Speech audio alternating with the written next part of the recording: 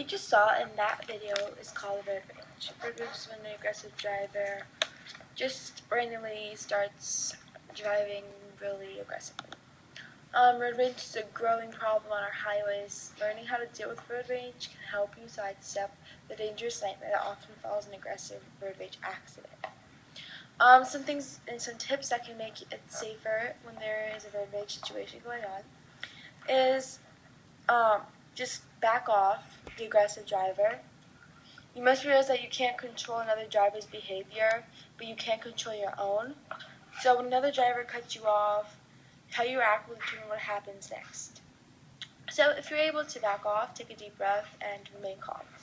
And hopefully the road rager would just move on and leave you alone. Some other things that you can do and some tips are pull over. Don't look at them, just ignore them. And don't try to fight back, because that's not a good idea. Or call the police.